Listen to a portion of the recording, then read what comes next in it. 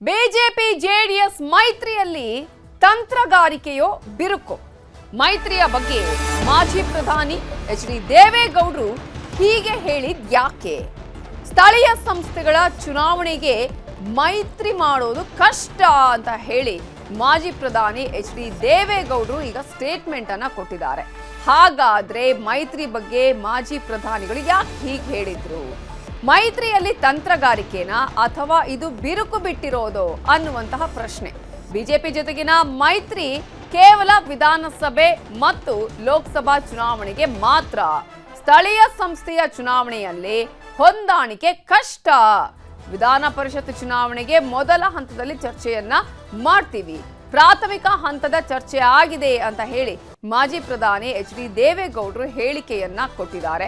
ಈ ಮೂಲಕ ಈ ಮೈತ್ರಿಯಲ್ಲಿ ಬಿರುಕು ಬಿಟ್ಟಿದೆಯಾ ಅಥವಾ ಸ್ಥಳೀಯ ಸಂಸ್ಥೆಯ ಚುನಾವಣೆಗೆ ಸಂಬಂಧಪಟ್ಟ ಹಾಗೆ ತಂತ್ರಗಾರಿಕೆಯನ್ನ ಮಾಡಲಾಗ್ತಾ ಇದೆಯಾ ಅನ್ನುವಂತಹ ಪ್ರಶ್ನೆಯನ್ನ ಅವರ ಈ ಮಾತು ಹುಟ್ಟು ಹಾಕಿದೆ.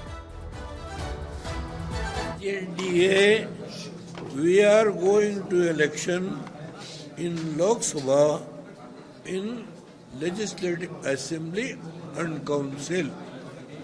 This is crystal clear. Only local body elections. What the BJP state president has said, I am not going to raise any objection for that. We are also thinking to go for the local body election, municipality, city corporation, Jilla Panchayat, Taluk Panchayat, all the local body elections will go on our own as per the wishes of the BJP president. We will try our best to revive the party in Karnataka, either in old Mysore or new Mysore or Bombay Karnataka or Hyderabad Karnataka. Kumaraswamy has got very positive response, as he has worked as Chief Minister twice in the past. He is a popular leader. Under his leadership, the local body elections, either Jilla Panchayat or Nagarapalika, all these things will be fought on our own, and only Assembly and Parliament we will go with NDA. It is crystal clear. There is no ambiguity. ಇದರ ಬಗ್ಗೆ ಇನ್ನಷ್ಟು updates ಕೊಡೋದಕ್ಕೆ ನಮ್ಮ reporter Krishna ಈಗ ನೇರ ಸಂಪರ್ಕದಲ್ಲಿ join ಆಗಿದ್ದಾರೆ. ಕೃಷ್ಣ, ಈಗ ಮಾಜಿ ಪ್ರಧಾನಿ ಎಚ್.ಡಿ. ದೇವೇಗೌಡರು ಕೊಟ್ಟಂತಹ ಒಂದು ಸ್ಟೇಟ್ಮೆಂಟ್ ಸಾಕಷ್ಟು ಚರ್ಚೆಗೆ ಕಾರಣ ಆಗಿದೆ. ಇವರ ಮೈತ್ರಿಯಲ್ಲಿ ಬಿರುಕು ಬಿಟ್ಟಿದೆಯಾ ಹಾಗಾದ್ರೆ, ಅಥವಾ ಇದು ತಂತ್ರಗಾರಿಕೆನಾ? ಸ್ಥಳೀಯ ಸಂಸ್ಥೆಯ ಚುನಾವಣೆಯಲ್ಲಿ ಯಾವುದೇ ರೀತಿಯಂತಹ ಮೈತ್ರಿ ಇಲ್ಲ ಅಂತ ಹೇಳೋದ್ರ ಹಿಂದಿರುವ ಲೆಕ್ಕಾಚಾರಗಳು ಏನೇನು? ನವಿತಾ, ಇದು ಬಿರುಕಿಗಿನ ಮುಖ್ಯವಾಗಿ ಎಲ್ಲ ಒಂದು ಕಡೆ ತಂತ್ರಗಾರಿಕೆ ಅಂತ ಹೇಳ್ಬೋದು. ಯಾಕಂದ್ರೆ ಈಗಾಗಲೇ JDS ಹಳೆ ಮೈಸೂರು ಭಾಗದಲ್ಲಿ ಪ್ರಾಬಲ್ಯವನ್ನು ಕಂಡಿದೆ. ಕಳೆದ ವಿಧಾನಸಭಾ ಚುನಾವಣೆಯಲ್ಲಿ ಹೀನಾಯ ಸೋಲನ್ನು ಕಂಡಿತ್ತು. ಅದು ಕಾರಣ ಏನು ಅಂತಂದ್ರೆ ಬಿಜೆಪಿಯಿಂದ. ಯಾಕಂದ್ರೆ JDS ಮತವನ್ನ ಕಿತ್ಕೊಂಡಿದ್ದು ಬಿಜೆಪಿ. ಅದ್ರ ಪ್ಲಸ್ ಏನಾಯ್ತು ಅಂತಂದ್ರೆ ಅದು ಕಾಂಗ್ರೆಸ್ಗೆ ಲಾಭ ಆಯಿತು. ಅತಿ ಹೆಚ್ಚು ಸ್ಥಾನವನ್ನು ಗೆಲ್ಲುವಂತ ನಿಟ್ಟಿನಲ್ಲಿ ಕೂಡ ಕಾಂಗ್ರೆಸ್ ಸಫಲ ಆಯಿತು.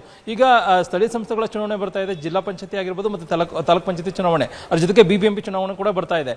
ಇಂತಹ ಸಂದರ್ಭದಲ್ಲಿ ಪ್ರತ್ಯೇಕವಾಗಿ ಏಕಾಂಗಿಯಾಗಿ ಸ್ಪರ್ಧೆ ಮಾಡಿದ್ರೆ ಮಾತ್ರ ಸಾಧ್ಯ ಪಕ್ಷಕ್ಕೆ ಲಾಭ ಅನ್ನುವಂಥದ್ದು ಇದೀಗ JDS ನಾಯಕರಿಗೆ ಮನವರಿಕೆ ಆಗಿದೆ. ಹಾಗಾಗಿನೇ ಈಗ ದೇವೇಗೌಡರು ಈಗ ಈ ಒಂದು ಮಾತನ್ನು ಆಡಿರುವಂಥದ್ದು. ಇಲ್ಲ ಒಂದ್ ಕಡೆ ಇದು ಕೇವಲವಾಗಿ ಮೈತ್ರಿ ಅನ್ನುವಂಥದ್ದು ಲೋಕಸಭೆ ಮತ್ತೆ ವಿಧಾನಸಭಾ ಚುನಾವಣೆಗೆ ಮಾತ್ರ ಸೀಮಿತವಾಗಿರುವಂಥದ್ದು. ಆದರೆ ಸ್ಥಳೀಯ ಸಂಸ್ಥೆಗಳ ಚುನಾವಣೆಗೆ ಯಾವುದೇ ಕಾರಣಕ್ಕೂ ಕೂಡ ಇದು ಒಪ್ಪಂದ ಆಗಿಲ್ಲ ಅನ್ನುವಂಥದ್ದು. ಈಗಾಗಲೇ ಇದ್ರ ಬಗ್ಗೆ ರಾಜ್ಯದ ನಾಯಕರುಗಳ ಗಮನಕ್ಕೂ ಕೂಡ ತರಲಾಗಿದೆ. ಅವರು ಕೂಡ ಮುಂದಿನ ದಿನಗಳಲ್ಲಿ ತೀರ್ಮಾನವನ್ನು ತೆಗೆದುಕೊಳ್ತಾರೆ ಅನ್ನೋ ಒಂದು ಸಂದೇಶವನ್ನು ಈಗಾಗಲೇ ಕೊಟ್ಟಿರುವಂಥದ್ದು. ಈಗಾಗಲೇ ಒಂದ್ ಕಡೆ ರಾಜ್ಯ ಸರ್ಕಾರ ಸ್ಥಳೀಯ ಸಂಸ್ಥೆಗಳ ಚುನಾವಣೆ ಮಾಡುವಂತ ನಿಟ್ಟಿನಲ್ಲಿ ಈಗಾಗಲೇ ಅಗತ್ಯ ಸಿದ್ಧತೆಯನ್ನು ಕೂಡ ಮಾಡ್ತಾ ಇದೆ. ಮತ್ತೊಂದು ಕಡೆ ಚುನಾವಣೆ ಗೆಲ್ಲುವಂತ ನಿಟ್ಟಿನಲ್ಲಿ ಕೂಡ ಕಾಂಗ್ರೆಸ್ ತಂತ್ರಗಾರಿಕೆಯನ್ನು ಮಾಡ್ತಾ ಇದೆ. ಹೀಗಾಗಿ ಕಾಂಗ್ರೆಸ್ನ ಎದುರಿಸುವಂತ ನಿಟ್ಟಿನಲ್ಲಿ ಈಗಾಗಲೇ ಪ್ರತಿಪಕ್ಷ ಬಿಜೆಪಿ ಕೂಡ ಸನ್ನದ್ಧವಾಗ್ತಾ ಇದೆ. ಮತ್ತೊಂದು ಕಡೆ JDS ಕೂಡ ಪ್ರತ್ಯೇಕವಾಗಿ ಚುನಾವಣೆ ಸ್ಪರ್ಧೆಯನ್ನು ಮಾಡೋದ್ರ ಮುಖಾಂತರವಾಗಿ ಹೆಚ್ಚಿನ ಪ್ರಮಾಣದಲ್ಲಿ ಗೆಲ್ಲುವಂತ ನಿಟ್ಟಿನಲ್ಲಿ ಕೂಡ ಕಾರ್ಯತಂತ್ರವನ್ನು ಮಾಡ್ತಾ ಇದೆ. ಈ ಒಂದು ತಂತ್ರಗಾರಿಕೆಗೆ ಪೂರಕವಾಗಿಯೇ ದೇವೇಗೌಡರು ಈ ಒಂದು ಮಾತನ್ನು ಆಡಿರುವಂತದ್ದು. ಯಾಕಂದ್ರೆ ಸಹಜವಾಗಿನ ಸ್ಥಳೀಯ ಸಂಸ್ಥೆ ಚುನಾವಣೆ ಅನ್ನುವಂಥದ್ದು ಅಲ್ಲಿ ಚಿಹ್ನೆ ಆಗಿರ್ಬೋದು ಮತ್ತೆ ಪ್ರತ್ಯೇಕ ಪಾರ್ಟಿಯಿಂದ ನಡೆಯುವಂತ ಚುನಾವಣೆ. ಇಂಥ ಸಂದರ್ಭದಲ್ಲಿ ಸಹಜವಾಗಿನೇ ಅಲ್ಲಿ ಬಿಜೆಪಿಗೆ ಅಲ್ಲಿ ಕ್ಷೇತ್ರವನ್ನ ವಶಪಡಿಸಿಕೊಂಡ್ರೆ ಅದು JDSಗೆ ಹಿನ್ನಡೆ ಆಗ್ಬೋದು.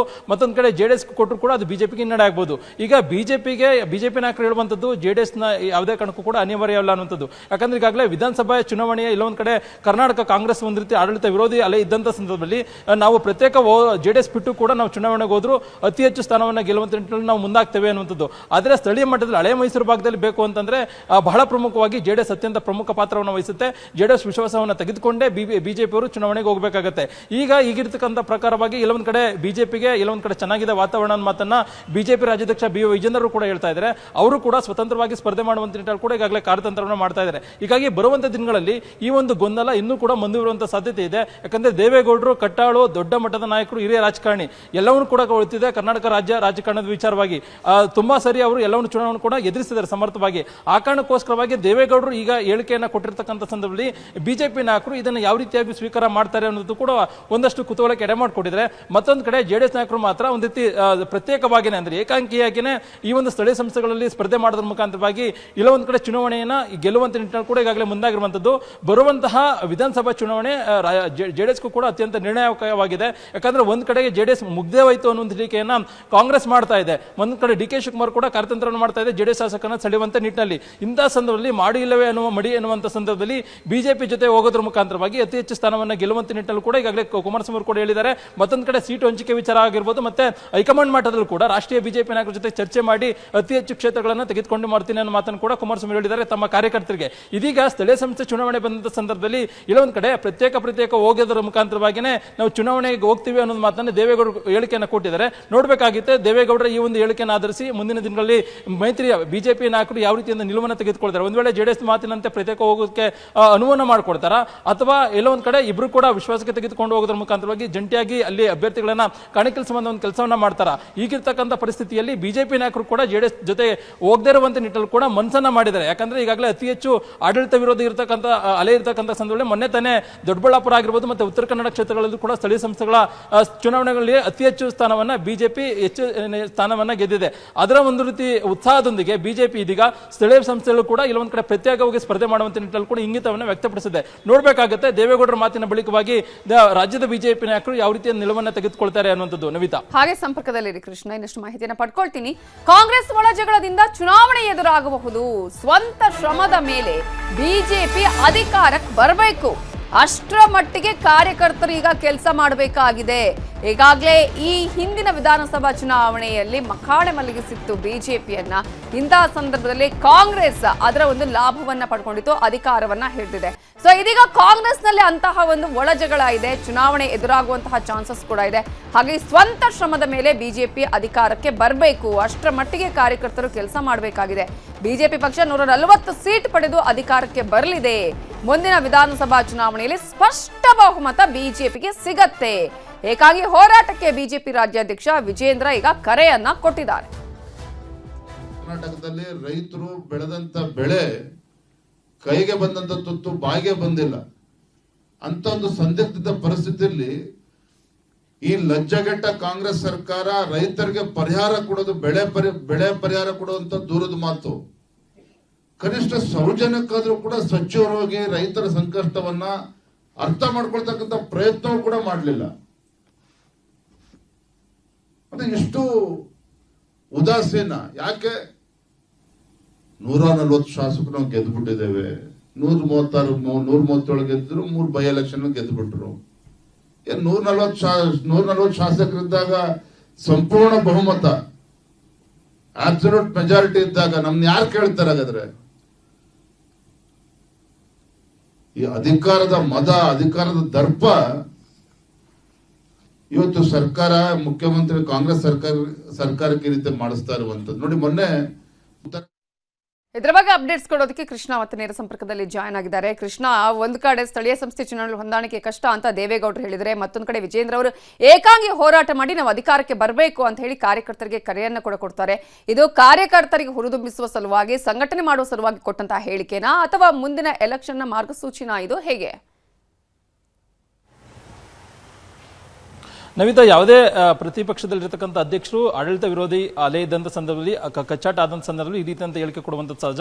ಆದರೆ ಬಿಜೆಪಿ ರಾಜ್ಯಾಧ್ಯಕ್ಷ ಬಿ ವಿಜೇಂದ್ರ ಅವರು ಈಗ ಹೇಳಿಕೆಯನ್ನು ಕೊಟ್ಟಿರುವಂಥದ್ದು, ನೀವು ಹೇಳಿದಂಗೆ ಕಾರ್ಯಕರ್ತರು ಉರಿದುಂಬಿಸುವಂಥದ್ದು, ಉತ್ಸಾಹ ತರುವಂಥದ್ದು, ಮತ್ತೆ ಈಗಾಗಲೇ ಸ್ಥಳೀಯ ಸಂಸ್ಥೆಗಳಲ್ಲೂ ಕೂಡ ಮೊನ್ನೆ ನಡೆದಂಥ ಸ್ಥಳೀಯ ಸಂಸ್ಥೆಗಳ ಚುನಾವಣೆಯಲ್ಲಿ ಕೂಡ ಬಿಜೆಪಿ ಅತಿ ಹೆಚ್ಚು ಸ್ಥಾನವನ್ನು ಗೆದ್ದಿದೆ.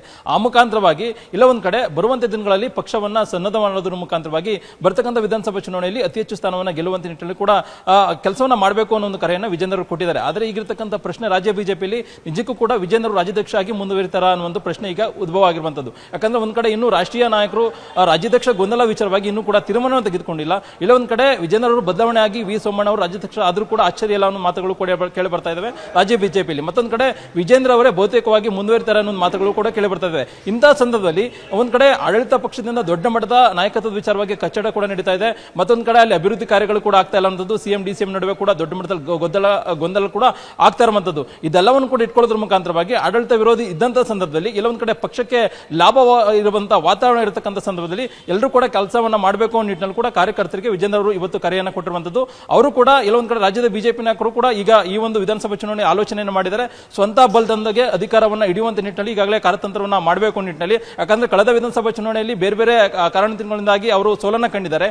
ಈಗ ಬರ್ತಕ್ಕಂಥ 2028ರ ವಿಧಾನಸಭಾ ಚುನಾವಣೆಯಲ್ಲಿ ಕನಿಷ್ಠ 140ಕ್ಕೂ ಹೆಚ್ಚು ಸ್ಥಾನವನ್ನು ಗೆಲ್ಲೋದ್ರ ಮುಖಾಂತರವಾಗಿ ಬಿಜೆಪಿಯ ಸ್ವಂತ ಬಲದಿಂದ ಅಧಿಕಾರಕ್ಕೆ ಬರುವಂತ ನಿಟ್ಟಿನಲ್ಲಿ ಕೂಡ ಕೆಲಸವನ್ನ ಮಾಡಬೇಕು ನಿಟ್ಟಿನಲ್ಲಿ ಕೂಡ ಬಂದಿರುವಂತದ್ದು. ಯಾಕಂದ್ರೆ ಈಗ ಆಡಳಿತ ವಿರೋಧ ಆಗಿರ್ಬೋದು, ಮತ್ತೆ ಬೇರೆ ಬೇರೆ ರೀತಿಯ ಗ್ಯಾರಂಟಿಗಳ ಕುಸಿತ ಆಗಿರ್ಬೋದು, ಮತ್ತೆ ಬೇರೆ ಬೇರೆ ಅಭಿವೃದ್ಧಿ ಕಾರ್ಯಗಳು ಸರ್ಕಾರದಿಂದ ಆಗದಿರುವಂತಹ ಸಂದರ್ಭದಲ್ಲಿ ಇವೆಲ್ಲವನ್ನೂ ಕೂಡ ತೆಗೆದುಕೊಳ್ಳೋದ್ರ ಮುಖಾಂತರವಾಗಿ ಬರ್ತಕ್ಕಂಥ ಚುನಾವಣೆಯಲ್ಲಿ ಕೂಡ ಹೆಚ್ಚು ಸ್ಥಾನವನ್ನು ಗೆಲ್ಲಬೇಕು ಅನ್ನುವಂಥದ್ದು. ಒಂದ್ ಕಡೆ ದೇವೇಗೌಡರು ಕೂಡ ಸ್ಥಳೀಯ ಸಂಸ್ಥೆಗಳಲ್ಲಿ ಸಪರೇಟ್ ಆಗಿ ನಾವು ಸ್ಪರ್ಧೆಯನ್ನ ಮಾಡಬೇಕು ಅನ್ನೋ ಮಾತನ್ನು ಹೇಳ್ತಾ ಇದ್ದಾರೆ. ಮತ್ತೊಂದು ಕಡೆ ವಿಜೇಂದ್ರರು ಕೂಡ ಪ್ರತ್ಯೇಕವಾಗಿ ನಾವು ಸ್ವಂತ ಬಲದಿಂದ ಅಧಿಕಾರಕ್ಕೆ ಇಡಬೇಕು ಅನ್ನೋ ಮಾತನ್ನು ಕೂಡ ಹೇಳ್ತಾ ಇದ್ದಾರೆ. ಹೀಗಾಗಿ ಮೈತ್ರಿ ಕೇವಲ ಮೈತ್ರಿ ಅನ್ನೋ ಒಂದು ವಿಚಾರ ಇಲ್ಲಿ ಮೇಲ್ನೋಟಕ್ಕೆ ಕಂಡು ಬರ್ತಾ ಇದ್ರು.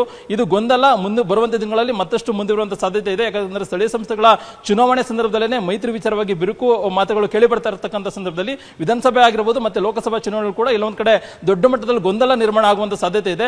ಆದ್ರೆ ಈಗ ರಾಜ್ಯ ಬಿಜೆಪಿ ನಾಯಕರು ಒಂದಷ್ಟು ಆಂತರಿಕ ಸರ್ವೆಗಳನ್ನ ಮಾಡಿದ್ದಾರೆ. ಆ ಒಂದು ಸರ್ವೆಗಳಲ್ಲಿ ಇಲ್ಲೊಂದ್ ಕಡೆ ಬಿಜೆಪಿಯ ಪರವಾದಂತಹ ವಾತಾವರಣ ಇದೆ. ಕನಿಷ್ಠ 120ಕ್ಕೂ ಹೆಚ್ಚು ಸ್ಥಾನವನ್ನು ಗೆಲ್ಲಬಹುದು ಅನ್ನೋ ನಿಟ್ಟಿನಲ್ಲೂ ಕೂಡ ಇಲ್ಲೊಂದ್ ಕಡೆ ಚರ್ಚೆ ಕೂಡ ಆಗಿದೆ.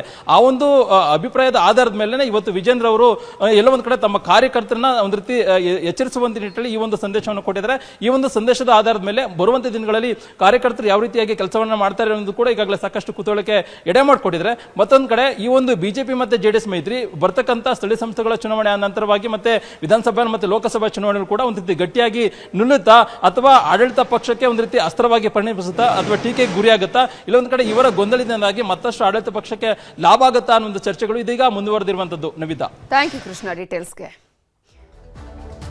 ಬಿಬಿಎಂಪಿ ಹೋಗಿ ಗ್ರೇಟರ್ ಬೆಂಗಳೂರು ಆಗಿದೆ, ಆದ್ರೂ ಕೂಡ ಕಳಪೆ ಕಾಮಗಾರಿ ನಿಲ್ತಾ ಇಲ್ಲ.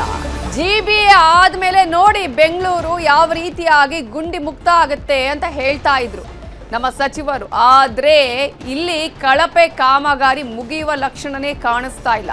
ಡಾಮರ್ ಹಾಕಿದ 2 ದಿನಕ್ಕೆ ರಸ್ತೆ ಕಿತ್ತು ಬರ್ತಾ ಇದೆ. ಗಾರ್ವೆ ಬಾವಿ ಪಾಳ್ಯದಲ್ಲಿ ಕಳಪೆ ಡಾಂಬರೀಕರಣ ಆಗಿರುವಂತಹ ಆರೋಪ ಕೇಳಿ ಬಂದಿದೆ. ಬೊಮ್ಮನಹಳ್ಳಿ ವಿಧಾನಸಭಾ ಕ್ಷೇತ್ರದಲ್ಲಿದೆ ಗಾರ್ವೆ ಬಾವಿ ಪಾಳ್ಯ. ಬೆಂಗಳೂರು ದಕ್ಷಿಣ ಪಾಲಿಕೆ ವ್ಯಾಪ್ತಿಯಲ್ಲಿ ಕಾಮಗಾರಿ ನಡೆದಿತ್ತು. ಆದ್ರೆ ರಸ್ತೆಯಲ್ಲಿ ಈಗ ನಿಂತಿದ್ದಂತಹ ವಾಹನಗಳನ್ನ ತೆರವು ಮಾಡದೇನೆ, ಎಲ್ಲಿ ರಸ್ತೆಯಲ್ಲಿ ವಾಹನಗಳು ನಿಂತಿತ್ತಲ್ಲ ಅಲ್ಲೇ ಆ ಜಾಗನ ಹಾಗೇನೆ ಬಿಟ್ಟು ಡಾಂಬರ್ ಮಾಡಿದಾರಂತೆ. ಎಷ್ಟು ಚೆನ್ನಾಗಿ ಡಾಂಬರ್ ಮಾಡಿದ್ದಾರೆ ನೋಡಿ, ಎಷ್ಟು ಯೋಚನೆ ಮಾಡಿದ್ದಾರೆ ಅಂತ ಪ್ಲಾನ್ ಇವ್ರದ್ದು. ವಾಹನಗಳು ನಿಂತಿದ್ದ ಸ್ಥಳ ಖಾಲಿ ಬಿಟ್ಟು ಬೇಕಾಬಿಟ್ಟಿ ಡಾಂಬರ್ ಮಾಡಿದ್ದಾರೆ. ಜಿಬಿಎ ಕಳಪೆ ಕಾಮಗಾರಿ ಬಗ್ಗೆ ಸ್ಥಳೀಯ ಜನರು ಹಿಡಿ ಶಾಪವನ್ನ ಹಾಕಿದ್ದಾರೆ. ಡಾಂಬರ್ ಹಾಕಿದ್ರು ಕೂಡ ಸ್ಕಿಡ್ ಆಗಿ ಬೀಳ್ತಾ ಇದ್ದಾರಂತೆ ಸವಾರರು. ಕಳಪೆ ರಸ್ತೆ ಕಾಮಗಾರಿ ಮಾಡಿರುವ ಆರೋಪದ ಜೊತೆಗೆ ಎಲ್ಲೆಲ್ಲಿ ವೆಹಿಕಲ್ಗಳನ್ನ ಅಲ್ಲಿ ರಸ್ತೆ ಬದಿಯಲ್ಲಿ ಪಾರ್ಕ್ ಮಾಡಿರ್ತಾರಲ್ಲ ಆ ಜಾಗನ ಹಾಗೇನೇ ಬಿಟ್ಟು ಇವರು ಡಾಂಬರ್ ಮಾಡಿದ್ದಾರೆ. ಈ ರೀತಿಯಾದಂತಹ ಒಂದು ಕೆಲಸ ಮಾಡಬೇಕಾಗಿತ್ತ? ಅಷ್ಟರ ಮಟ್ಟಿಗೆ ಇವರ ಈ ಒಂದು ಕೆಲಸಕ್ಕೆ ಹಿಡಿದಂತಹ ಕೈಗನ್ನಡಿ ಎಷ್ಟು ನೀಟಾಗಿ ಮಾಡ್ತಾರೆ ಅನ್ನೋದಕ್ಕೆ ನೋಡಿ, ವೆಹಿಕಲ್ ಅಲ್ಲಿ ಪಾರ್ಕ್ ಮಾಡಿದ್ದಾರೆ, ಆ ಜಾಗ ಹಾಗೆ ಬಿಟ್ಟಿದ್ದಾರೆ, ಡಾಂಬರ್ ಮಾಡಿದ್ದಾರೆ. ಈ ಬೇರೆ ಕಡೆಗಳಲ್ಲಿ ಈ ತರದ ಕೆಲಸ ಕಾರ್ಯಗಳಿಗೆ ಇವರು ಇಂತಹ ಒಂದು ನಾವು ಚೆನ್ನಾಗಿ ಮಾಡ್ತೀವಿ ಆ ಥರ ಈ ಥರ ಅಂತ ಹೇಳಿ ಕೊಚ್ಕೊಳ್ತಾರಲ್ಲ, ಇದರ ಅವಶ್ಯಕತೆ ಇತ್ತ ಅನ್ನೋದನ್ನ ಕೇಳ್ತಾ ಇದ್ದಾರೆ. ಜೊತೆಗೆ ಗ್ರಾಮಸ್ಥರು, ಆ ಭಾಗದ ಜನರು ಸಾಕಷ್ಟು ಆಕ್ರೋಶವನ್ನ ಅಲ್ಲಿ ವ್ಯಕ್ತಪಡಿಸ್ತಾ ಇದ್ದಾರೆ. ಇದರ ಬಗ್ಗೆ ನಮ್ಮ ರಿಪೋರ್ಟರ್ ಆನೇಕಲ್ ಚಂದ್ರಪ್ಪ ಸಂಪೂರ್ಣವಾದ ಮಾಹಿತಿಯನ್ನ ಪ್ರತ್ಯಕ್ಷ ವರದಿಯ ಮೂಲಕ ಕೊಟ್ಟಿದ್ದಾರೆ, ನೋಡೋಣ. ಬೃಹತ್ ಬೆಂಗಳೂರು ಮಹಾನಗರ ಪಾಲಿಕೆ ಗ್ರೇಟರ್ ಬೆಂಗಳೂರು ಪ್ರಾಧಿಕಾರ ಆದರೂ ಕೂಡ ಕಾಮಗಾರಿಯಲ್ಲಿ ಗುಣಮಟ್ಟ ಕಾಯ್ದುಕೊಳ್ತಾ ಇಲ್ಲ ಅಂತ ಒಂದಷ್ಟು ಆರೋಪಗಳಿದ್ದಾವೆ. ಈ ಸಂಬಂಧಪಟ್ಟಂತಹ ಬೆಂಗಳೂರು ದಕ್ಷಿಣ ಪಾಲಿಕೆ ಏನು ಗ್ರೇಟರ್ ಬೆಂಗಳೂರು ಪ್ರಾಧಿಕಾರದ ಬೆಂಗಳೂರು ದಕ್ಷಿಣ ಪಾಲಿಕೆಯ ಗಾರೆಬಾವಿ ಪಾಳ್ಯದ ವಾರ್ಡ್ ನಲ್ಲಿ ಸದ್ಯ ನಾವಿದ್ದೇವೆ. ಇಲ್ಲಿ ಕಳೆದ 2 ದಿನಗಳಿಂದ ರಸ್ತೆ ಡಾಂಬರೀಕರಣ ಕಾಮಗಾರಿ ಮಾಡಲಾಗಿದೆ. ಈ ಕಾಮಗಾರಿ ಸಂಪೂರ್ಣ ಕಳಪೆಯಿಂದ ಕೂಡಿದೆ ಅನ್ನುವಂಥದ್ದು ಆರೋಪ ಕೇಳಿ ಬಂದಿದೆ. ಸದ್ಯ ನೀವು ದೃಶ್ಯ ಕಾಣ್ಬೋದು, ನಾವು ಗಾರೆಬಾವಿ ಪಾಳ್ಯದ ಏನು 2 ದಿನಗಳಿಂದ ಡಾಂಬರೀಕರಣ ಆಗಲಿದೆ ಆ ಒಂದು ರಸ್ತೆ ಬಳಿ ಇದ್ದೇವೆ. ನೀವು ದೃಶ್ಯದಲ್ಲಿ ಕಾಣ್ಬೋದು, ರಸ್ತೆ ಬದಿ ಒಂದು ಕಾರು ರಿಪೇರಿಯಾಗಿ ನಿಂತಿದೆ. ಆ ಕಾರನ್ನ ಪಕ್ಕಕ್ಕೆ ಸರಿಸದೆ ಏನು ಡಾಂಬರೀಕರಣ ಹಾಕಲಾಗಿದೆ. ಕಾರನ್ನ ಏನು ಪಾರ್ಕಿಂಗ್ ಮಾಡಿದ್ದಾರೆ, ಆ ಪ್ಲೇಸ್ ಕೂಡ ಖಾಲಿ ಬಿಟ್ಟು ಉಳಿದಕ್ಕೆ ಏನು ಡಾಂಬರೀಕರಣ ಹಾಕಿರುವಂಥದ್ದು. ಆದ್ರೆ ಈ ಡಾಂಬರ್ ಏನು ಕಾಮಗಾರಿ ಮಾಡಿದ್ದಾರೆ ಇದು ಕ್ವಾಲಿಟಿ ಇದೆಯಾ ಅನ್ನೋದನ್ನ ಚೆಕ್ ಮಾಡೋದಾದ್ರೆ ನೀವು ದೃಶ್ಯದಲ್ಲಿ ನೋಡ್ಬೋದು ಯಾವ ರೀತಿ ಕಿತ್ತು ಬರ್ತದೆ ಡಾಂಬರ್ ಅನ್ನುವಂಥದ್ದು. ಕೈಯಿಂದ ಕಿತ್ತರೂ ಕೂಡ ಈ ರೀತಿ ಡಾಂಬರು ಕೈಗೆ ಕಿತ್ತು ಬರ್ತಾ ಇದೆ. ಯಾವ ರೀತಿ ಇವರು ಕ್ವಾಲಿಟಿ ವರ್ಕ್ ಮಾಡಿದ್ರು ಅನ್ನೋದನ್ನ ನೀವು ದೃಶ್ಯದಲ್ಲಿ ಕಾಣ್ಬೋದು. ಯಾಕೆ ಅಂತ ಹೇಳಿದ್ರೆ ಸರ್ಕಾರ ಕೋಟಿ ವೈಟ್ ಟ್ಯಾಪಿಂಗ್ ಇರ್ಬೋದು, ಡಾಂಬರೀಕರಣ ಇರ್ಬೋದು, ಜೊತೆಗೆ ಗುಂಡಿ ಮುಚ್ಚುವಂತಹ ಕಾಮಗಾರಿಗೆ ಕೋಟಿ ಖರ್ಚು ಮಾಡ್ತಾ ಇದೆ. ಆದರೆ ಇಲ್ಲಿ ಬೊಮ್ಮನಹಳ್ಳಿ ವಲಯ ವ್ಯಾಪ್ತಿಯಲ್ಲಿ ಬರ್ತಕ್ಕಂಥ ಗಾರೆಬಾವಿ ಪಾಳ್ಯದ ವಾರ್ಡ್ನಲ್ಲಿ ನಡೆದಿರ್ತಕ್ಕಂಥ ಒಂದು ಡಾಂಬರೀಕರಣದ ಕಾಮಗಾರಿಯ ಗುಣಮಟ್ಟ ನೀವು ನೋಡಿದ್ರೆ ಜನಸಾಮಾನ್ಯರು ಹೇಳುವಂಥದ್ದು ನಿಜ. ಯಾಕೆ ಅಂತ ಹೇಳಿದ್ರೆ ಈ ಒಂದು ಕಾಮಗಾರಿ ಸಂಪೂರ್ಣ ಕಳಪೆಯಿಂದ ಕೂಡಿದೆ. ಕೈಯಲ್ಲಿ ಕೀಳ್ತಾ ಇದ್ರೆ ಅದು ಹೊರಗಡೆ ಬರ್ತದೆ ಅಂತಂದ್ರೆ ಇಲ್ಲಿನ ಸ್ಥಳೀಯರು ಆರೋಪ ಮಾಡುವಂಥದ್ದು ನೆಪ ಮಾತ್ರಕ್ಕೆ ಇವರು ಲಕ್ಷ ಅನುದಾನ ಏನು ಬಿಡುಗಡೆ ಆಗ್ತದೆ ಅದನ್ನ ಕೊಳ್ಳೆ ಹೊಡಿಲಿಕ್ಕೆ ಈ ರೀತಿಯ ಒಂದು ಕಳಪೆ ಕಾಮಗಾರಿಯನ್ನ ಮಾಡಿದ್ದಾರೆ. ಇನ್ನಾದ್ರೂ ಗ್ರೇಟರ್ ಬೆಂಗಳೂರು ಪ್ರಾಧಿಕಾರದ ಅಧಿಕಾರಿಗಳು ಮತ್ತು ಇಲ್ಲಿರ್ತಕ್ಕಂಥ ಸ್ಥಳೀಯವಾಗಿ ಬೊಮ್ಮನಹಳ್ಳಿ ವಲಯ ವ್ಯಾಪ್ತಿಯಲ್ಲಿ ಬರ್ತಕ್ಕಂಥ ಇಂಜಿನಿಯರ್ಸ್ ಇರ್ಬೋದು, AW ಇರ್ಬೋದು, ಇವ್ರು ಯಾರು ಕೂಡ ಈ ಒಂದು ಕಾಮಗಾರಿ ಬಗ್ಗೆ ಕೇಳಿದ್ರೆ ಅವರಿಗೆ ಸರಿಯಾದ ಮಾಹಿತಿನೇ ಇಲ್ಲ ಅಂತ ಹೇಳ್ತಾ ಇದ್ದಾರೆ. ಹಾಗಾಗಿ ಇನ್ನಾದರೂ ಗ್ರೇಟರ್ ಬೆಂಗಳೂರು ಪ್ರಾಧಿಕಾರದ ಅಧಿಕಾರಿಗಳು ಸಾರ್ವಜನಿಕ ಹಣ ಈ ರೀತಿ ಪೋಲಾಗದ ರೀತಿಯಲ್ಲಿ ಕಾಮಗಾರಿಯಲ್ಲಿ ಗುಣಮಟ್ಟ ಕಾಯ್ದುಕೊಳ್ಳೋ ರೀತಿಯಲ್ಲಿ ಕ್ರಮ ವಹಿಸ್ತಾರ ಎಂಬುದನ್ನ ಕಾದು ನೋಡಬೇಕಿದೆ. ಆದೂರ್ ಚಂದ್ರು, ನ್ಯೂಸ್ 18 ಬೊಮ್ಮನಹಳ್ಳಿ.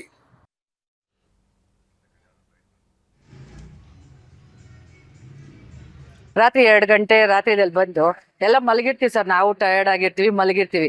ಬಂದ್ರು ಕಳ್ರ ತರ ಹಾಕೊಂಡು ಓಡ್ಕೊಟ್ರು ಸರ್ ಅವರು. ಸರ್ ಧೂಳು ತುಂಬಾ ಹೆವಿ ಡಸ್ಟ್ ಹೊಡೆದ್ಬಿಟ್ಟಿದ್ದಾರೆ. ತಾರ್ ಹಾಕ್ಬಿಟ್ಟು ಅದ್ರ ಮೇಲೆ ಡಸ್ಟ್, ತುಂಬಾ ಹೆವಿ ಡಸ್ಟ್ ಸರ್. ಒಂದು ಗಾಡಿ ಹೋದ್ರೆ ಗಾಡಿ ಹಿಂದ್ಗಡೆ ಫುಲ್ ನಾವು ಬೆಳ್ಳಗಾಗ್ಬಿಡ್ತೀವಿ ಸರ್. ಅಷ್ಟ್ ಆ ಲೆವೆಲ್ಗೆ ಇದೆ ತುಂಬಾ ಅಂತ.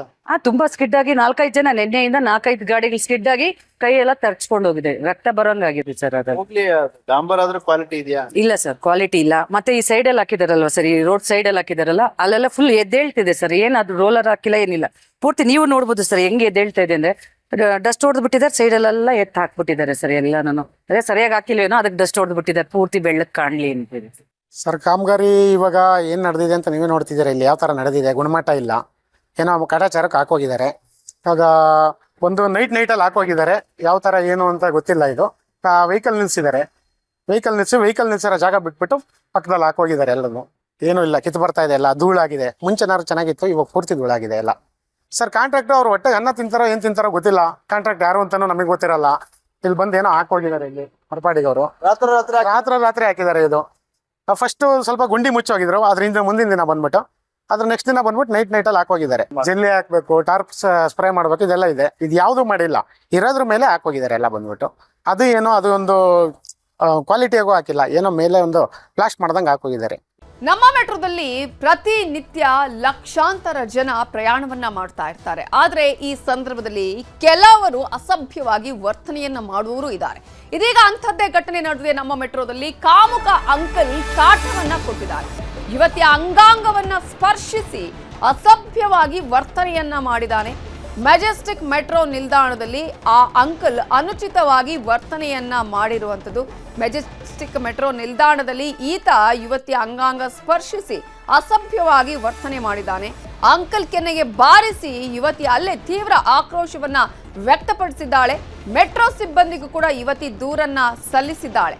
ಯುವತಿಯ ಕಾಲಿಗೆ ಬಿದ್ದು ಕ್ಷಮೆ ಕೇಳಿದ್ನಂತೆ ಅಂಕಲ್. ಇಂತಹ ಹೀನಕೃತ್ಯ ಮಾಡುವಾಗ ಆತನಿಗೆ ತಲೆಯಲ್ಲಿ ಜ್ಞಾನ ಇರಲಿಲ್ಲ ಅಂತ ಅನ್ಸುತ್ತೆ. ಆ ನಂತರ ಆಕೆ ಕೆನ್ನೆಗೆ ಬಾರಿಸಿದ ಮೇಲೆ ಆತನಿಗೆ ತನ್ನ ತಪ್ಪಿನ ಅರಿವಾಗಿದೆಯೋ ಅಥವಾ ಮಾನ ಮರ್ಯಾದೆ ಹೋಗುತ್ತೆ ಅಂತ ಹೇಳಿ ಕ್ಷಮೆ ಕೇಳಿದ್ನೋ ಗೊತ್ತಿಲ್ಲ. ಈ ಬಗ್ಗೆ ಉಪ್ಪಾರಪೇಟೆ ಪೊಲೀಸ್ ಠಾಣೆಯಲ್ಲಿ NCR ದಾಖಲಾಗಿದೆ. 45 ವರ್ಷದ ಹಿರಿಯ ವ್ಯಕ್ತಿಯಿಂದ ಈ ರೀತಿಯಾಗಿ ಅನುಚಿತ ವರ್ತನೆ ಮಾಡಿರುವ ಆರೋಪ ಕೇಳಿ ಬಂದಿರೋದು. ಆಕೆ ಹೇಳ್ತಾಳೆ, ನನ್ನ ತಂದೆ ವಯಸ್ಸಿನ ವ್ಯಕ್ತಿ ಈತ, ಈ ರೀತಿಯಾಗಿ ಅಸಭ್ಯವಾಗಿ ವರ್ತನೆ ಮಾಡಿದಾನೆ ಅಂತ ಹೇಳಿ ಆ ಯುವತಿ ಕಿಡಿಕಾರಿದಾಳೆ, ಆತನ ಕೆನ್ನೆಗೆ ಬಾರಿಸಿದಾಳೆ. ಜೊತೆಗೆ ಮೆಟ್ರೋ ಸಿಬ್ಬಂದಿಗೂ ಕೂಡ ಆಕೆ ದೂರನ್ನ ಕೊಟ್ಟಿದ್ದಾಳೆ. ಈ ಹಿನ್ನೆಲೆಯಲ್ಲಿ ಇದೀಗ ಉಪ್ಪಾರಪೇಟೆ ಪೊಲೀಸ್ ಠಾಣೆಯಲ್ಲಿ ಎನ್ಸಿಆರ್ ದಾಖಲಾಗಿದೆ. ನಿಮಗೆ 60 years ಮೇಲಾಗಿದೆ.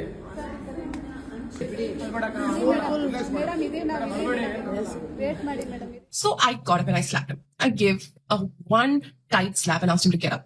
And then luckily he was also getting down in the same metro. So poor fellow, I slapped him again in the metro station. I slapped him so bad that, he was literally crying and, begging. But above all of this, he's smiling also. He's taking the slap, he's doing, and then he's smiling. Illa, he's saying something in Kannada which I didn't understand. That this bastard was not opening his mouth because he knows that he has done something wrong. Sorry, he's saying, then he's saying something else. Then the metro securities came and took both of us and said, ma'am, let's complain. I said, yeah, let's complain. Let's call the police. I want to call the police. And he was taken to the police station. And few things that came to surprise to me is that he has been roaming around the metro for the last 1 hour and not exiting from any metro station. So he's been doing this for a while. 2, he was drunk. 3, he's 46 years old. Literally my dad's age. My dad is 47, a year younger to my dad. I got more angry actually. I gave him 2, 3, 4 more slaps. I couldn't hold myself. And I feel this whole incident, when I look back, I feel like what I did is not enough still. Because this fellow came and said one dialogue to those metro people that she's like my daughter. And the only one question I yelled and screamed in that whole station is, do you catch your daughters or do you touch your daughters here? Do you touch your daughter here? Because my dad doesn't touch me here. So he was like, no, sorry. He was catching everybody's leg. He was ಇದರ ಬಗ್ಗೆ ಇನ್ನಷ್ಟು details ಕೊಡೋದಕ್ಕೆ ನಮ್ಮ reporter ಪ್ರಗತಿ ಈಗ ನೇರ ಸಂಪರ್ಕದಲ್ಲಿ join ಆಗಿದ್ದಾರೆ. ಪ್ರಗತಿ, ಲಕ್ಷಾಂತರ ಜನ ಮೆಟ್ರೋದಲ್ಲಿ ಪ್ರಯಾಣ ಮಾಡ್ತಾರೆ. ಈ ತರದ ವರ್ತನೆ ತೋರಿಸಿದ್ರೆ ಹೇಗೆ ಪ್ರಯಾಣ ಮಾಡೋದು ಅನ್ನುವಂತಹ ಆತಂಕ ಕೂಡ ಸಹಜವಾಗಿ ಹೆಣ್ಮಕ್ಳಿಗೆ ಬರುತ್ತೆ. ಇದು ನಡೆದಿದ್ದು ಯಾವಾಗ? ಈತನ ವಿರುದ್ಧ ಇದೀಗ ಪ್ರಕರಣ ದಾಖಲಾಗಿದೆಯಾ? ವಿಚಾರಣೆ ಸಂದರ್ಭದಲ್ಲಿ ಆತ ಏನು ಹೇಳಿದಾನೆ? ನಮಿತಾ, ಈ ಒಂದು ಪ್ರಕರಣ ಡಿಸೆಂಬರ್ 23 ಸಂಜೆ 7 ಗಂಟೆಯ ಸುಮಾರಿಗೆ ನಡೆದಿರುವಂತಹ ಘಟನೆ ಇದು. ಘಟನೆಗೆ ಸಂಬಂಧಪಟ್ಟ ಹಾಗೆ ಆ ಯುವತಿ ಉಪ್ಪಾರಪೇಟೆ ಪೊಲೀಸ್ ಠಾಣೆಯಲ್ಲೂ ಕೂಡ ದೂರನ್ನ ಕೊಟ್ಟಿದ್ದಾರೆ. ಜೊತೆಗೆ ಎನ್ಸಿಆರ್ ಕೂಡ ದಾಖಲನ್ನ ಮಾಡಿದ್ದಾರೆ. ಪೊಲೀಸರು ಕೂಡ ಆತನ ತಪ್ಪನ್ನ ಮನವರಿಕೆ ಮಾಡುವಂತಹ ಪ್ರಯತ್ನವನ್ನು ಕೂಡ ಪಟ್ಟಿದ್ದಾರೆ. ಜೊತೆಗೆ ಖುದ್ದು ಯುವತಿಯೇ ಕಂಪ್ಲೇಂಟ್ ಕೊಡುವಂತಹ ಸಂದರ್ಭದಲ್ಲಿ ಎಫ್ಐಆರ್ ನಾಟ್ ರಿಕ್ವೈರ್ಡ್ ಅಂತ ಬರೆದಿರೋದ್ರಿಂದ ಎನ್ಸಿಆರ್ ಅನ್ನ ದಾಖಲು ಮಾಡಿ ಆತನ ತಪ್ಪಿನ ಬಗ್ಗೆ ಅರ್ಥ ಮಾಡಿಸಿ ಆತನಿಗೆ ಈಗ ಕಳಿಸಿರುವಂತದ್ದು. ಮೆಜೆಸ್ಟಿಕ್ ನ ಮೆಟ್ರೋ ಸ್ಟೇಷನ್ ನಲ್ಲಿ ಆತನನ್ನ ಕೆಳಗಿಳಿಸಿ ಅಲ್ಲಿರುವಂತಹ ಮೆಟ್ರೋ ಸೆಕ್ಯೂರಿಟಿ ಸಿಬ್ಬಂದಿಗೆ ಯುವತಿ ಈ ವಿಚಾರವಾಗಿ ಹೇಳ್ತಾಳೆ. ಅದಾದ್ಮೇಲೆ ಅಲ್ಲಿಂದ ಪೊಲೀಸ್ ಠಾಣೆಗೆ ಕರ್ಕೊಂಡೋಗಿ ಆತನನ್ನು ಒಪ್ಪಿಸ್ತಾನೆ. ಪದೇ ಪದೇ ಈ ರೀತಿಯಾದಂತಹ ಪ್ರಕರಣ ನಮ್ಮ ಮೆಟ್ರೋದಲ್ಲಿ ಆಗ್ತಾನೆ ಇರುತ್ತೆ. ಅಂದ್ರೆ ಇದೇ ಮೊದಲನೇ ಸಲ ಈ ರೀತಿಯಾಗಿ ಆಗ್ತಾ ಇರೋದಲ್ಲ. ಈ ಹಿಂದೆಯೂ ಕೂಡ ಹಲವು ಪ್ರಕರಣಗಳು ಈ ರೀತಿಯಾಗಿ ಆಗಿದೆ. ಸೊ ಮಹಿಳೆಯರ ಸುರಕ್ಷತೆಯ ವಿಚಾರ ಕೂಡ ಇಲ್ಲಿ ಮುನ್ನೆಲೆಗೆ ಬರುತ್ತೆ. ಇದೇ ಕಾರಣಕ್ಕೋಸ್ಕರ ನಮ್ಮ ಮೆಟ್ರೋದಲ್ಲಿ ಈ ಹಿಂದೆ 1 ಬೋಗಿಯನ್ನ ರಿಸರ್ವ್ ಮಾಡಲಾಗಿತ್ತು. ಆದ್ರೆ ಈಗ ಪ್ರತಿ ಟ್ರೈನ್ ಅಲ್ಲೂ ಕೂಡ 2 ಬೋಗಿಯನ್ನ ಮಹಿಳೆಯರಿಗಾಗಿ ರಿಸರ್ವ್ ಮಾಡ್ತಾರೆ. ಆದ್ರೆ ಪೀಕ್ ಅವರ್ ಅಲ್ಲಿ ನಿಮಗೆ ಗೊತ್ತಿರೋ ಹಾಗೆ ಅಲ್ಲಿ ಮೆಟ್ರೋದಲ್ಲಿ ನಿಲ್ಲೋದಕ್ಕೂ ಕೂಡ ಸ್ಟೇಷನ್ ಅಲ್ಲಿ ನಿಲ್ಲೋದಕ್ಕೂ ಕೂಡ ಜಾಗ ಇಲ್ಲದೆ ಇರುವಷ್ಟು ರಶ್ ಮೆಟ್ರೋ ಸ್ಟೇಷನ್ ಅಲ್ಲಿ ಆಗುತ್ತೆ. ಸೊ ಆ ಕಾರಣಕ್ಕೋಸ್ಕರ ಪೀಕ್ ಅವರಲ್ಲಿ ಮೆಟ್ರೋ ತುಂಬಿ ತುಳುಕ್ತಾ ಇರುವಂತಹ ಸಂದರ್ಭದಲ್ಲಿ ಇಂತಹ ಕೆಲವರು ಈ ರೀತಿಯಾಗಿ ಅಸಭ್ಯ ವರ್ತನೆಯನ್ನ ತೋರ್ತಾರೆ. ಇಲ್ಲಿ ಯುವತಿಯೇ ಖುದ್ದಾಗಿ ಆಕೆಗೆ ಏನಾಯ್ತು, ಆಕೆ ಏನ್ ಅನುಭವಿಸಿದ್ಲು ಅದೆಲ್ಲವನ್ನು ಕೂಡ ವಿಸ್ತೃತವಾಗಿ ಆಕೆಯೇ ಅಲ್ಲಿ ಎಕ್ಸ್ಪ್ಲೈನ್ ಮಾಡಿದ್ದಾಳೆ. ಒಬ್ಬ 45-46 ವರ್ಷದ ವ್ಯಕ್ತಿ, ಅಂದ್ರೆ ಆಕೆಯ ತಂದೆಯ ವಯಸ್ಸಿನ ವ್ಯಕ್ತಿ ಮಾಡಿರುವಂತಹ ಒಂದು ನೀಚ ಕೆಲಸವನ್ನ ಇಲ್ಲಿ ಕ್ಲಿಯರ್ ಆಗಿ ಆಕೆ ಎಕ್ಸ್ಪ್ಲೈನ್ ಮಾಡಿರೋದು ಸದ್ಯ ಈ ಪ್ರಕರಣಕ್ಕೆ ಸಂಬಂಧಪಟ್ಟ ಹಾಗೆ ವ್ಯಾಪಕ ಟೀಕೆ ಕೂಡ ವ್ಯಕ್ತ ಆಗ್ತಾ ಇರುವಂತದ್ದು. ನಮಿತಾ, ಈಗ ಪ್ರಗತಿ, ಇಂತಹ ಒಂದು ಸಂದರ್ಭದಲ್ಲಿ ಆಕೆ ಸಿಬ್ಬಂದಿ ಕೂಡ ದೂರನ್ನ ಕೊಡ್ತಾಳೆ ಆ ಸಂದರ್ಭದಲ್ಲಿ. ಯಾಕಂದ್ರೆ ಅಲ್ಲೇ ಆತ ಅಂದ್ರೆ ಅಲ್ಲೇ ಇದ್ನ ಆತನನ್ನೇ ಹಿಡಿದುಕೊಡುವಂತಹ ಸಂದರ್ಭದಲ್ಲಿ ಆಕೆ ಹೇಳ್ದಂಗೆ ವಿಡಿಯೋದಲ್ಲಿ ಆತ ನಗ್ತಾ ಇದ್ದ. ನೀನ್ ನನ್ನ ಮಗಳು ಅಂತಾನು ಕೂಡ ಆತರ ನನಗೆ ಅಂತಾನು ಕೂಡ ಹೇಳ್ತಾ ಇದ್ದ ಅಂತ ಹೇಳಿ. ಏನಾದ್ರೂ ಕುಡ್ದಿದ್ನ ಆತ, ಅಥವಾ ಈ ರೀತಿಯಾಗಿ ಈ ಹಿಂದೆ ಕೂಡ ಏನಾದ್ರೂ ಮಾಡಿರುವಂತಹ ಒಂದು ಘಟನೆಗಳು ಇದೆಯಾ ಹೇಗೆ ಅಂತ ಹೇಳಿ? ನಮಿತಾ, ಈ ಹಿಂದೆ ಈ ರೀತಿಯಾಗಿ ಮಾಡಿದ್ನ ಅನ್ನುವಂಥದ್ರ ಬಗ್ಗೆ ಇನ್ಫಾರ್ಮೇಶನ್ ಇಲ್ಲ. ಆದ್ರೆ ಆತ ಕುಡ್ಕೊಂಡಿದ್ದ ಅನ್ನುವಂಥದ್ದು ಖುದ್ದು ಆ ಯುವತಿಯ ವಿಡಿಯೋದಲ್ಲಿ ಹೇಳ್ತಾಳೆ. ಆತನ ಪಕ್ಕದಲ್ಲೂ ಕೂಡ ಕೂರೋದಕ್ಕೆ ಆಗದೆ ಇರುವಷ್ಟು ಸ್ಮೆಲ್ ಕೂಡ ಬರ್ತಾ ಇತ್ತು. ಕುಡಿದಿದ್ದ ಅನ್ನುವಂಥದ್ದಂತೂ ಸ್ಪಷ್ಟ ಆಗುತ್ತೆ. ಜೊತೆಗೆ ಈಕೆ ವಿಡಿಯೋ ಮಾಡುವಂತಹ ಸಂದರ್ಭದಲ್ಲಿ ಅವ್ನು ನಗ್ತಾ ಇರ್ತಾನೆ. ಜೊತೆಗೆ ಅವನ ವರ್ಷನ್ ಏನು ಅನ್ನೋದು ಕೂಡ ಇಲ್ಲಿ ಇಂಪಾರ್ಟೆಂಟ್ ಆಗುತ್ತೆ. ಬಟ್ ಪೊಲೀಸರ ಹತ್ರ ಆತ ಕ್ಷಮೆ ಕೇಳಿದಾನೆ, ಸಾರಿ ಕೇಳಿದಾನೆ ಅಂತ ಅಂದ್ರೆ ಪ್ರಾಯಶಃ ಆತ ತಪ್ಪು ಮಾಡಿದಾನೆ ಅಂತಾನೆ ಅರ್ಥ. ಜೊತೆಗೆ ಮೆಟ್ರೋ ಸ್ಟೇಷನ್ ಅಲ್ಲೂ ಕೂಡ, ಅಂದ್ರೆ ಇದು ವಿಧಾನಸೌಧ ಮೆಟ್ರೋ ಸ್ಟೇಷನ್ ಅಂದ್ರೆ ಮೆಟ್ರೋ ಟ್ರೈನ್ ಒಳಗಡೆ ಆಗಿರೋದು. ವಿಧಾನಸೌಧ ಮೆಟ್ರೋ ಸ್ಟೇಷನ್ ಸಮೀಪ ಹೋಗುವಂತಹ ಸಂದರ್ಭದಲ್ಲಿ ಈ ಘಟನೆ ಆಗಿರೋದು. ಮೆಜೆಸ್ಟಿಕ್ ನಲ್ಲಿ ಯುವತಿಯು ಇಳ್ಕೊಳ್ತಾಳೆ, ಜೊತೆಗೆ ಆತನನ್ನು ಕೂಡ ಇಳ್ಕೋತಾನೆ. ಇಬ್ರು ಕೂಡ ಆತನನ್ನ ಕರ್ಕೊಂಡು ಯುವತಿ ಮೆಟ್ರೋ ಸೆಕ್ಯೂರಿಟಿ ಸಿಬ್ಬಂದಿ ಹತ್ರ ಕರ್ಕೊಂಡು ಹೋಗ್ತಾರೆ. ಆ ಸಂದರ್ಭದಲ್ಲಿ ಸಿಬ್ಬಂದಿ ಆತನಿಗೆ ಮನವರಿಕೆ ಮಾಡುವಂತಹ ಟೈಮಲ್ಲೂ ಕೂಡ ಅವನು ಕ್ಷಮೆ ಕೇಳ್ತಾನೆ, ಇರೋಬರೋರ್ ಕಾಲಿಗೆಲ್ಲ ಬೀಳ್ತಾನೆ. ವಿಡಿಯೋದಲ್ಲೂ ಕೂಡ ನೀವು ನೋಡಬಹುದು, ಸಾರಿ ಅನ್ನೋದನ್ನು ಕೂಡ ಹೇಳ್ತಾನೆ. ನೀ ನನ್ನ ಮಗಳ ಸಮಾನ ಅಂತೆಲ್ಲ ಹೇಳ್ತಾನೆ. ಮಗಳು ಸಮಾನ ಅಂತ ಹೇಳುವವನು ಇಂತಹ ಕೃತ್ಯ ಮಾಡುವಾಗ ಆತನಿಗೆ ಮಗಳು ಅನ್ನೋದು ತಲೆಗೆ ಬಂದಿಲ್ವಾ ಅನ್ನುವಂತಹ ಪ್ರಶ್ನೆ ಕೂಡ ಹುಟ್ಕೊಳ್ಳುತ್ತೆ. ಸೊ ಸದ್ಯಕ್ಕೆ ಈ ರೀತಿಯಾದಂತಹ ಘಟನೆಗಳಿಗೆ ಬ್ರೇಕ್ ಹಾಕೋದಕ್ಕೆ ಮೆಟ್ರೋದಲ್ಲಿ ವುಮೆನ್ ಸ್ಕ್ವಾಡ್ಗೂ ಕೂಡ ಜಾಸ್ತಿ ಒತ್ತಾಯ ಕೇಳಿ ಬಂದ ಇರುವಂತದ್ದು. ನಮಿತಾ, ಆತ ಯಾರು, ಆತನ ಹಿನ್ನೆಲೆ ಏನೇನೋ ಅದ್ರ ಬಗ್ಗೆ ಏನಾದ್ರೂ ಗೊತ್ತಾಗಿದೆಯಾ ಪೊಲೀಸ್ ವಿಚಾರಣೆಯಲ್ಲಿ? ಹೇಗೆ ಸದ್ಯಕ್ಕೆ ಆಸ್ ಆಫ್ ನೌ ಗೊತ್ತಾಗಿರುವಂತಹ ಇನ್ಫಾರ್ಮೇಶನ್ ಪ್ರಕಾರ ಆತ ವಿಜಯನಗರದ ಭಾಗದವನು ಅನ್ನುವಂತಹ ಇನ್ಫಾರ್ಮೇಶನ್ ಗೊತ್ತಾಗಿದೆ. ಜೊತೆಗೆ ದೂರು ಕೊಡುವಂತಹ ಸಂದರ್ಭದಲ್ಲಿ ಯುವತಿಯೇ ಎಫ್ಐಆರ್ ಅನ್ನ ಹಾಕೋದು ಬೇಡ ಅಂತ ಆಕೆಯೇ ಕಂಪ್ಲೇಂಟ್ ಅಲ್ಲಿ ಮೆನ್ಷನ್ ಮಾಡಿದ್ದಾರೆ. ಸೊ ಅದಕ್ಕೋಸ್ಕರ ಪೊಲೀಸರು ಅವನಿಗೆ ಒಂದ್ ಸ್ವಲ್ಪ ನೀನ್ ಮಾಡಿರುವಂತಹ ಕೆಲಸ, ಗನಂದಾರಿ ಕೆಲಸ ಎಂತದ್ದು ಅನ್ನೋದನ್ನ ಪೊಲೀಸ್ ಭಾಷೆಯಲ್ಲಿ ಒಂಚೂರು ಅರ್ಥ ಮಾಡಿಸಿ ಅವನಿಗೆ ಕಳಿಸಿದ್ದಾರೆ. ಮತ್ತೆ ಈ ರೀತಿಯಾದಂತಹ ಘಟನೆಯಲ್ಲಿ ಸಿಕ್ಕಾಕೊಳ್ಬೇಡಿ ಅಂತ ಅವನಿಗೆ ಬುದ್ಧಿವಾದವನ್ನ ಹೇಳಿ ಕಳಿಸಿರುವಂತದ್ದು. ಸದ್ಯಕ್ಕೆ ಮೆಟ್ರೋ ಸ್ಟೇಷನ್ ಅಲ್ಲಿ ಈ ಹಿಂದೆ ಕೂಡ ಈತ ಈ ರೀತಿಯಾಗಿ ಘಟನೆ ಮಾಡಿರೋ ಬಗ್ಗೆ ಯಾವುದೇ ಮಾಹಿತಿ ಇಲ್ಲ. ಸೊ ಇದೊಂದು ಪ್ರಕರಣದಲ್ಲಿ ಈತ ಸಿಕ್ಕಾಕೊಂಡಿದ್ದಾನೆ. ಜೊತೆಗೆ ಮೆಟ್ರೋ ಸ್ಟೇಷನ್ ಅಲ್ಲಿ ಮಹಿಳೆಯರಿಗೆ ಈ ರೀತಿಯಾದಂತಹ ಘಟನೆಗಳು, ಈ ರೀತಿಯಾದಂತಹ ಕೇಸ್ಗಳು, ಸುರಕ್ಷತೆಯ ವಿಚಾರ ಆಗಾಗ ಚರ್ಚೆ ಆಗ್ತಾ ಇರುತ್ತೆ. ಪೀಕ್ ಅವರ್ ನಲ್ಲಿ ಇಂತಹ ಕೆಲವರು ಈ ರೀತಿಯಾದಂತಹ ಘಟನೆಗಳನ್ನ ಮಾಡ್ತಾ ಇರ್ತಾರೆ. ಸೊ ಅದಕ್ಕೆ ಹೆಚ್ಚಿನ ಭದ್ರತೆಯನ್ನ ಮತ್ತೆ ಸೆಕ್ಯೂರಿಟಿ ಸಿಬ್ಬಂದಿಯನ್ನು ಕೂಡ ಜಾಸ್ತಿ ನಿಯೋಜನೆ ಮಾಡಬೇಕು ಅನ್ನುವಂತಹ ಒತ್ತಾಯ ಇರುವಂತದ್ದು. Namita, okay, thank you Pragati ಡೀಟೇಲ್ಸ್ಗೆ.